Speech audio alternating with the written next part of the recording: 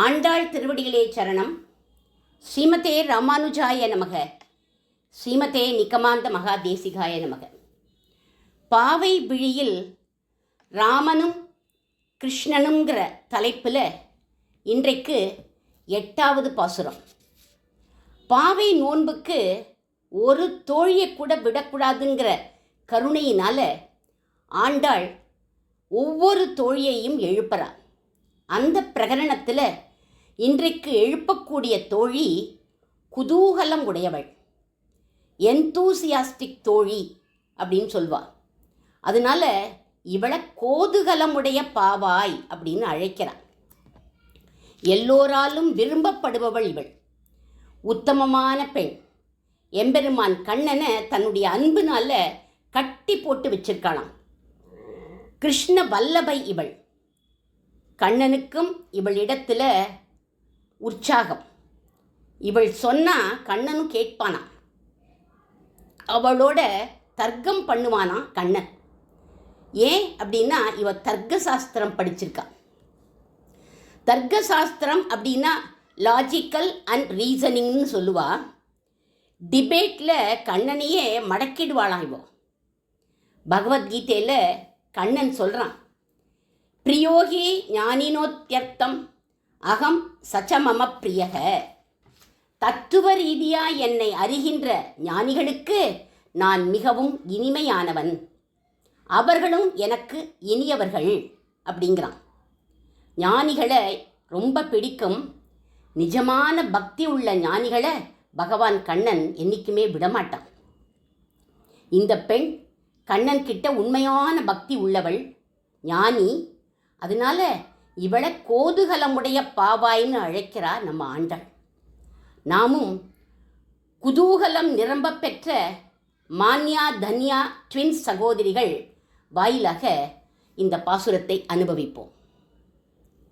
கீழ்வானம் வெல்லென்று எருமை சிறுவீடு மெய்வான் பரந்தனகான் மிக்குள்ளை பிள்ளைகளும் போவான் போகின்றாரை போகாமல் காத்த உன்னை கூவான் வந்து நின்றோம் கோதுகலமுடைய பாவாய் எழுதிராய் பாடி பறந்து மாவாய் பிளந்தானே மல்லரை மாட்டிய தேவாதி தேவனை சென்று நாம் சேவித்தால் ஆவாவென்றார் அந்த அருள் எல்லோரும் பாவாய்.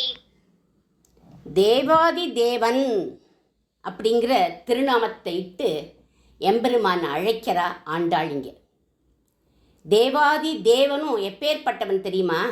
இந்த பெண்மணியைப் போலவே குதூகலம் உடையவன். யார் அவன்? அயர்வரும் அமரர்களின் அதிபதி. எல்லா தேவர்களுக்கும் அவன் தலைவன். சமஸ்த சராசரங்களுக்கும் ஆதிப்பிரான் அவன். அவனை விட்டுட்டு ஏன் மற்ற தெய்வத்தை நாடுறேள் அப்படிங்கிறார் நம்மாழ்வார் ஒரு பாசுரத்தில். குன்றம் போல் மணிமாடம் நீடு திருக்குறுகூர் அதனுள் நின்ற ஆதிப்பிரான் நிற்க மற்றை தெய்வம் நாடுகிறே அப்படிங்கிறார் நம்மாழ்வார். கோகுலத்தில் இருந்தவரை இடைச்சிறுவனா ஆயர் புத்திரனா கண்ணன் வளைய வந்துன்றிருந்தான். கம்சவதத்துக்கு அப்புறம் கம்சவதத்துக்காக மதுராபுரிக்கு வந்த ஒரு அரும் தெய்வம் அவன். உலகோர் அறியும்படி தன்னை தேவாதி தேவன் அப்படின்னு சொல்லிக்கிறான். அக்ரூரர் கிருஷ்ணர் வடமதுரைக்கு அழைச்சிட்டு போகிறதுக்காக கோகுலம் வந்தார். யார் இவருக்கு அக்ரூரர்னு பேர் வச்சா? மகா க்ரூரர் இவர். எங்ககிட்டேந்து கண்ணனை பிரிக்க வந்தவர் இவர்னு கோபிகைகள்லாம் அக்ரூரர் திட்டுறார், கதறி அழறாவல்லாம்.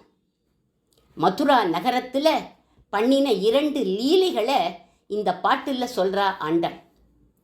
மாவாய் பிளந்தானை மல்லரை மாட்டிய தேவாதி தேவன் அப்படின்னு சொல்கிறார்.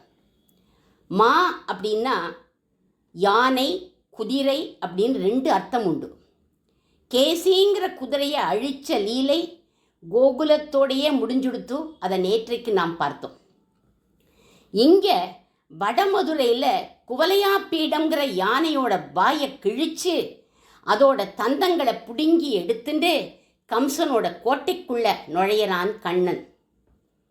அடுத்து மல்லரை மாட்டிய அப்படின்னு அழகான பத பிரயோகம். ஆண்டாளுடைய தமிழே தமிழ். 2 மல்லர்களும் கண்ணனை தாக்கிறதுக்காக 2 பக்கத்துலேருந்தும் வேகமாக ஓடி வர சட்டுன்னு கண்ணன் என்ன பண்ணிட்டான், நகர்ந்துட்டான். 2 பேரும் ஒத்தருக்கொத்தர் பலமாக மோதிண்டு விழுந்ததை ஒரு சினிமா படம் போல மல்லரை மாட்டியங்கிற சொல்ல கொண்டு காட்டுறா நம்ம ஆண்டாள். இது மல்யுத்தம். இதில் பிடிதான் ரொம்ப முக்கியம். ஒத்தருக்கொத்தர் பிடிச்சுப்பா. ஒருவர் பிடியில் மற்றொருவர் மாட்டும்படி பண்ணான். 2 பேரும் வீழ்ந்தனர் அப்படிங்கிறத ஆண்டாள் மாட்டியங்கிற பதத்தை கொண்டு சொல்கிறதுலேருந்து தமிழ் சொல்லோட அழகு நமக்கு இங்கே புரியுது. தொண்டரடி பொடியாழ்வார் திருமாலைங்கிற பிரபந்தத்தில் சொல்கிறார், சிலையினால் இலங்கை செற்ற தேவனே தேவனாவான் அப்படிங்கிறார் அவர் ராமபிரான. மாவாய் பிளந்து மல்லரை மாட்டியவன் ராமன். ராவணனோட சண்டை போடுற போது 14,000 குதிரைகளை அனுப்பினான் ராவணன். மான்னா குதிரைன்னு ஒரு அர்த்தம்னு சொன்னோம் இல்லையா? அவைகளின் வாயை பிளந்து சம்ஹாரம் பண்ணினான் அப்படிங்கிறார் வால்மீகி ராமாயணத்தில். சதுர்தச சகசிராணி சரோஹானாம் ச வாஜினம் அப்படிங்கிற ஸ்லோகம். அதில் சொல்கிற 14,000 குதிரைகளையும் ராமபிரான் அடக்கினான் அப்படின்னு.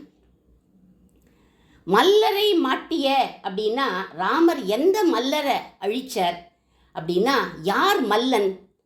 வட்ட சாட்டமாக மல்லர் போல இருக்கக்கூடிய கும்பகர்ணன். அவனை பதம் பண்ணதை கம்பர் ராமாயணத்தில் சொல்கிறார். மூக்கு இலா முகம் என்று முனிவர்களும் அமரர்களும் நோக்குவார். மூக்கு இல்லாத முகம்னு இழிவாக பேசுவா அமரர்களான நித்திய சூரிகள்லாம். நுண் கணையால் என் கழுத்தை நீக்குவாய். தேவாதி தேவனான நீ உன்னுடைய கணையினால் என் கழுத்தை நெரிச்சு கடலுள் அழுத்து அப்படின்னு வரம் கேட்டானா கும்பகர்ணன் ராமபிரானை பார்த்து. சிரம் கொண்டான், கொண்டு அதனை கருங்கடலுள் அழுத்தினான் அப்படிங்கிறார். ராமன் அந்த மாதிரி அழுத்திட்டான்னு கம்பன் பாடுறார். அப்போது மல்லன் யார் அப்படின்னா கும்பகர்ணன். கண்ணனும் ராமனும் யாரை அழிச்சார்கள் அப்படின்னாக்க, இவர்கள் 2 பேரும் மாவாய் பிளந்தானை மல்லரை மாட்டியங்கிற பதம் 2 பேருக்குமே பொருந்துறது. தேவாதி தேவனான கண்ணனையும் ராமனையும் சென்று நாம் சேவித்தால் அவ என்ன பண்ணுவா தெரியுமா? ஆ ஆ என்று ஆராய்ந்து அருளுவார்கள். நேற்று வரை நம்மோட கால்மாடு தலைமாடு தெரியாமல் விளையாடின இந்த சிறுமிகள் இன்றைக்கு நன்னரும் ஞானம் தலை கொண்டு தேவாதி தேவன்னு சொல்லிண்டு கைகளை கூப்பிண்டு வராளே அப்படின்னு கண்ணன் ஆச்சரியப்பட்டு போயிடுவானாம். ஆச்சரியப்பட்டு போய் வாங்கோ வாங்கோ நான் உங்களுக்கு அனுகிரகம் பண்ணுறேன்னு அருள் புரிவான்.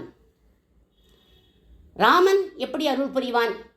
தண்டகாரண்ய ரிஷிகள் ராமனை தேடிண்டு வந்து சரணாகதி பண்ணுறார்கள். எங்கள் உடம்பை பாரு ராமா, ராட்சசாலாம் எங்களை ரொம்ப ஹிம்சிக்கிறா அப்படின்னு கை கூப்பி எங்களை காப்பாத்து அப்படின்னு அழுதார்கள். நீங்கள் வந்து என்னை கேட்கும்படியாக நான் வச்சுட்டுட்டேனே அப்படின்னு ஆத்து போயிட்டான் ராமன்.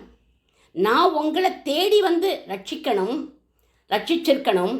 உங்களை காப்பாற்றுறதுக்காகத்தான் நான் வனவாசத்துக்கே வந்திருக்கேன் அப்படின்னு ஆராய்ந்து அருளக்கூடிய தேவாதி தேவன் யாருன்னா ராமபிரான். தேவாதி தேவன் கிட்ட ஏன் ஆராய்ந்து அருள் அப்படின்னு பிரார்த்திக்கிறா ஆண்டாள்? ஏன் பிரார்த்திக்கணும்? அருள் புரிவதற்கு ஒரு ஆராய்ச்சி தேவையா அப்படின்னா ஆராய்ச்சி தேவைதான். ஏன்? நாமெல்லாம் காமக்ரோதத்தோட வாழ்பவர்கள். தினமும் பல பாவங்கள், எண்ணிறைந்த பாவங்கள் நம்மெல்லாம் செய்கிறோம். ஆனால் பகவான் நீயோ எப்பேற்பட்டவன்? ஞானபல ஐஸ்வர்ய வீரிய சக்தி தேஜஸ் என்னும் 6 குணங்களுடன் திகழ்பவன். உன் ஞானம் கொண்டு எங்களை நீ ஆராயக்கூடாது. எங்களுடைய பாவங்களை கண்டுக்காம எங்களுக்கு நீ அருளணும் அப்படிங்கிறா ஆண்டாள். தயாதேவியும் பாபங்களை கன்சிடர் பண்ணாமல் அனுகிரகம் பண்ணணும் அப்படின்னு நமக்காக வாதாடுறா அப்படின்னு தயா சதகத்தில் சுவாமி வேதாந்த தேசிகன் அருளியிருக்கார். அந்த ஸ்லோகத்தை பாருங்கோ. பலவிதரண தக்ஷம் பக்ஷபாதான பிக்ஞம் பிரகுண அனிவிதேயம் பிராப்ய பத்மாசகாயம் மகதி குண சமாஜே மானபூர்வம் தயேத்வம் பிரதிவதசி யதார்ஹம் பாப்மனாம் மாமகானாம். இதில் சொல்கிற தயாதேவியை போல தயாதேவி எப்படி அருள் புரியணும்னு சொன்னாலோ அந்த மாதிரி ஆண்டாள் ஆச்சியாரும் ஆராய்ந்து எங்களுக்கு அனுகூலமான பலனை எப்படி கொடுக்கணும், விபீஷணனுக்கு அருளியது போல அருளணும் அப்படிங்கிறார். விபீஷணனுக்கு எப்படி அருளினான் ராமன்? சர்வலோக சரண்யாய ராகவாய மகாத்மனே நிவேதயத மாம் க்ஷிப்ரம் விபீஷணம் உபஸ்திதம்னு உங்களுக்குள்ள யாராவது ஒருத்தர் என்னை அழைச்சிட்டு போய் ராமரோட சேர்த்து வையுங்கோன்னு விபீஷணன் சுக்ரீவாதிகள்கிட்ட ஆகாசத்தில் நின்றுட்டு சொன்னான். உடனே சுக்ரீவாதிகள் ராமர்கிட்ட போய் சொல்கிறா, இவனை சேர்த்துக்க கூடாது அப்படிங்கிறார்கள். அப்போது ராமபிரான் சொல்கிறார், அபயம் அளிக்கிறது என்னுடைய விரதம், அதை யாராலையும் பங்கம் பண்ண முடியாது அப்படிங்கிறார். அபயம் சர்வபூதேபியக ததாமி ஏதத் விரதம் மம அப்படின்னு சொல்லி அந்த விபீஷணன் அழைச்சுண்டு வாங்கோ அப்படின்னு விட்டார். இதை போய் அவ சொன்னா, அப்போது விபீஷணன் எப்படி சொல்கிறாங்கிறத கம்பர் அனுபவிக்கிறார். தேவியை பிரித்த பாவி வஞ்சனுக்கு இளையான் என்னை வருக என்று அருள் செய்தானே அப்படிங்கிறார். தேவியை சீதாதேவியை பிரித்த பாவி அவனுக்கு இளையவன் நான், அந்த ராவணனுக்கு இளையவன் நான், ஆனால் என்னை வருக என்று அருள் பண்ணுறானே அப்படின்னு கம்பர் அனுபவிக்கிறார். அப்படி சொல்லிட்டு ராமருடைய சரணத்தில் வந்து விழுந்தான் விபீஷணன். அவன் அப்படியே ஆலிங்கனம் பண்ணிட்டு விட்டார் ராமச்சந்திரமூர்த்தி. இப்படி ஆராய்ந்து அருளக்கூடியவர்கள் கிருஷ்ணனும் ராமனும். கலியுகத்தில் ஆராய்ந்து அருளினார் ரங்கநாதர். யாருக்கு? கூரத்தாழ்வானுக்கு. கூரத்துக்கே ராஜாகாவா இருந்தவர். அப்போ எல்லாரும் இவருடைய பையன் பராசர பட்டருக்கு பெண் கொடுக்குறேன்னு வந்தார். ஆனால் இவர் எல்லா செல்வத்தையும் விட்டுட்டு ராமானுஜதாசன்னு சொல்லிட்டு ஸ்ரீரங்கத்துக்கு வந்துட்டார். ஸ்ரீரங்கத்தில் ஒரு குடிசையில் உஞ்சி விருத்தி வாங்கிட்டு ராமானுஜரோட இருந்துட்டுருக்கார். அப்போது இவருடைய மனைவி ஆண்டாள் அம்மையார் சொல்கிறார், நம்ம பையனுக்கு கல்யாணம் பண்ணணும், ரங்கன் கிட்ட போய் பிரார்த்திச்சுக்கோங்களே அப்படின்னா. அதுக்கு ஆழ்வார் சொல்கிறார், பெருமாளுக்கே தெரியுமா நமக்கு என்ன வேணும் அப்படின்னு, நான் ஏமா போய் பெருமாள் கிட்ட கேட்கணும் அப்படின்னார். தெரியும், சரி, ரக்ஷமாம் அபேக்ஷமாம் பிரதீட்சதேன்னு செய்யறதுன்னு அவருக்கு ஒரு விரதம் இருக்கே அப்படின்னு சாஸ்திரத்தில் இருக்குன்னு நீங்களும் வேற சொல்லியிருக்கேளே, அதனால ரங்கன்கிட்ட போய் கேளுங்கோ, பிரார்த்திச்சுக்கோங்கோ அப்படின்னு சொன்னாவோ. சரி அப்படின்னு சொல்லிட்டு போனார். ஒன்றுமே கேட்கல, திரும்பி வந்துட்டார். இப்படி பல தடவை போனார். போயிட்டு கையை பிசைஞ்சுட்டு நின்றுட்டு திரும்பி வந்துடுறார். ஒரு நாளைக்கு ரங்கனே, ஆழ்வீர் நான் நடத்தி வைக்கிறேன், போயிட்டு வாங்கோ அப்படின்னு விட்டார். ஆராய்ந்து அருளிட்டான் ரங்கன். பெருமாள் தான் இப்படி சொன்னாரே தவிர அந்த நிமிஷம் வரை கூரத்தாழ்வான் வாயை திறந்து ஒன்றுமே கேட்கல. ஏன்? பரம ஞானி இவர், தேவாதி தேவன் ஆராய்ந்து அருள்பவன் அப்படிங்கிறதுனால இந்த நாமத்தை இந்த பாசுரத்தில் ஆண்டாள் வச்சிருக்கான். இனி சுவாபதேசமாக சுவாமி தேசிகருடைய பெருமையும் சரணாகதர்கள் எப்படி ஒரு ஆச்சாரியனை அடிபணியணும்னும் சொல்லப்பட்டிருக்கு இந்த பாசுரத்தில். கீழ்வானம் வெள்ளென்று கரிகிரி மேல் நின்று காக்கும் காஞ்சி தேவப்பெருமாள் தான் தேவாதி தேவன். அவன் ஆராய்ந்து அருளக்கூடியவர். திக்கு தெரியாத காட்டில் சிக்கி தவித்த வேளையில் தேவப்பெருமாளால் தான் காஞ்சியில் கீழ்வானம் வெளுத்தது. யாருக்கு? நம் பாஷ்யக்காரர் ராமானுஜர். தேவப்பெருமாள் தன்னுடைய சன்னதியிலேந்து எழுந்தருளி கிழக்கு வாசலுக்கு வர அப்பொழுதே தூப்புலில் உள்ள தேசிகருக்கு கீழ்வானம் வெளுத்துடுத்து. எருமை சிறுவீடு மெய்வான் பரந்தனகான் மிக்குள்ள பிள்ளைகளும். பக்தியோக நிஷ்டர்கள் எருமைகளைப் போல, பிரபன்னர்கள் பசுக்களைப் போல. சிறுவீடு என்பது ஆத்ம சுகத்தை அனுபவிக்கும் கைவல்யர்களைப் போல. மிக்குள்ள பிள்ளைகள் யார் அப்படின்னா, பக்தியோகத்துக்கு செல்ல சக்தி இல்லாமல் பிரபத்திக்கு வருபவர்கள், சரணாகதிக்கு வருபவர்கள். இவா எல்லாரும் போவான் போகின்றாரை. உபேயம் எது அப்படின்னா, எதுன்னு தெரியாமல் என்ன பண்ணணும்னு தெரியாமல் நிற்கிறார்களாம். இவர்களை போகாமல் காத்து சரணாகதியை உபதேசித்து நல்ல மார்க்கத்தை காண்பிக்க அவதரித்தவர்தான் நம் தூப்புல் குலமணியான சுவாமி வேதாந்த தேசிகன். இவர் எப்பேற்பட்டவர் தெரியுமா? கோதுகலமுடைய பாவாய். எளிய சரணாகதி மார்க்கத்தை காட்டி குதூகலம் அடைந்தவர் நம் சுவாமி. இவரை பாடிப்பறை கொண்டு, இவரை துதித்து பாடி பிரபர்த்தி வித்தையை நம்ம தெரிஞ்சுக்கணும். மாவாய் பிளந்தானை அகங்காரத்துடன் திரிந்த சில பண்டிதர்களையும் மல்லரை மாட்டிய வேதத்திற்கு விபரீதமான அர்த்தங்களை சொல்லும் சில குதிஷ்டிகளையும் ஜெயித்தவர் நம் சுவாமி. நம் தேவாதி தேவனான தேசிக வரதனை, இவர்தான் தேவாதி தேவன் தேசிக வரதனை சென்று நாம் சேவித்தால், அதாவது அவரை நாம் வணங்கினால், சரணம் அடைந்தால், அவரை போய் சரணம் அடைந்தால் ஆ ஆ என்று ஆராய்ந்து அருளுவார். இவன் சரணாகதன்னு கட்டாயம் ஆராய்ந்து நமக்கு அருளுவார் அவர். பாவாய் எழுந்திராய், மூச்சுவே மனசில் எழுச்சி பெறுங்கள் அப்படின்னு உரைப்பதாக அமைஞ்சிருக்கு இந்த பாசுரம். இந்த பாசுரத்தில் அருள் என்ற வினை சொல்லோட அற்புதமாக முடிச்சிருக்கா நம்ம ஆண்டாள். ஆராய்ந்து அருள் அப்படின்னு. அருள்பவன் யார் தெரியுமா? காஞ்சி பரதன். அருளாளன் அவன், பேரருளாளன், கரை புரண்ட கருணை கடல் அவன். இக்கடல்லிருந்து நாம் பெறுவது என்ன தெரியுமா? சரணாகதி சாஸ்திரம். வரதராஜ பெருமாளை சொல்கிறார். என்ன சொல்கிறார்? பரம் என்னோடது, உன்னோட கவலையெல்லாம் என்னோடது, நீ பரத்தை சமர்ப்பிச்சுடு அப்படிங்கிறார் அவர். நீ புலம்பவே புலம்பாத அப்படிங்கிறார். அதனால தான் ஆண்டாள் சொல்கிறா, அத்திகிரி அருளாளனிடம் அடைக்கலம் நாம் புக வேண்டும் அப்படிங்கிறா ஆண்டாள். இந்த காஞ்சி திவதேசத்தில் ஒரு விசேஷம்.